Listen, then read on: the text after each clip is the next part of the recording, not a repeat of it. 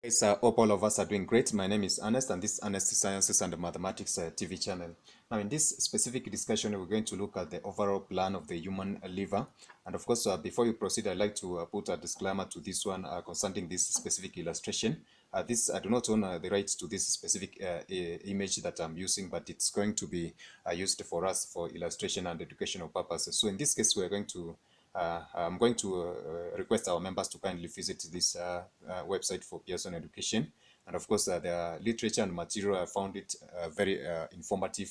And check those particular materials so that we can be getting a deeper understanding of these specific sections, especially concerning the human anatomy. So that one having been said and done, we're going to look at the basic plan of the human liver. And of course, we're going to look at the anterior and the visceral sections of this specific type of a human organ.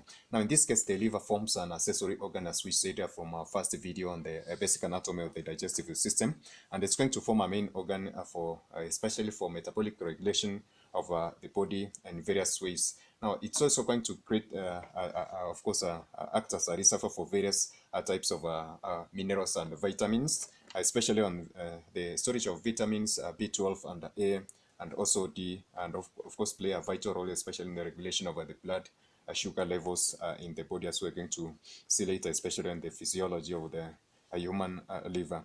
Now, in this case, we're going to see also that the concept of fats, lipids in the body are going to be heavily regulated by this specific part of the liver. To mention but a few, we're going to see that the cholesterol and the phospholipids are going to be, of course, synthesized in this specific section of the human body referred to as the liver. Now, in the cardiovascular system, we're going to see that the blood plasma and the proteins, or the blood proteins, is going to be degraded, especially or synthesized in this specific section of the body. And of course, the degradation of some amino acids is going to occur at this specific point of the human body referred to as the liver. Now, there are going to be, of course, phagocytes that are going to remove old and damaged blood cells. And of course, the concept of detoxification is going to occur at this specific point of the human digestive system referred to as the liver. And of course, in the concept of detoxification, I refer to the aspect of removal of antibiotics and some of the aspects like harmful chemical substances in the body, like drugs and alcohols, etc.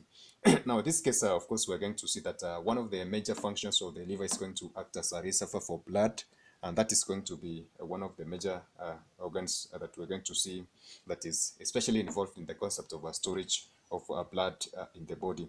Now, some of the metabolic waste are going to be removed from the body by using the liver, and those are some of the products like the destroyed blood cells and other aspects of products such as cholesterol, which are going to be, of course, contained in the body. Now, the liver is going to be joined with its other accessory organs, like the one that we are going to see here, this specific point for the gallbladder, and this specific point, the bile duct, respectively. So they are going to coordinate with these specific sections and create a junction where this particular part of the secretion of the bile is going to be taking place. And of course, this bile is going to be very essential during the concept of digestion. Now, the human liver is going to consist of several, or rather a number of loops, which of course we're going to see for the left and right loop. In this specific case, we can be able to see from the anterior section of the upper part, and then we're going to have the caudate and the quadrate loops, which are going to be seen from these visceral sections, as we're going to see later being illustrated by this one and this one respectively. Now, in various sections, we're going to see finer details of the human liver, and that of course is going to assist us appreciate the overall role and the general plan of the human liver and other accessory organs, or in collaboration with the other accessory organs, how it's going to facilitate the major processes, which of course I've listed in this specific video.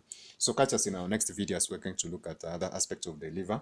And of course, kindly like to request our members to engage us in the comment section, and also check our description boxes for various links of other videos which we're going to put there. So that is it for now, guys.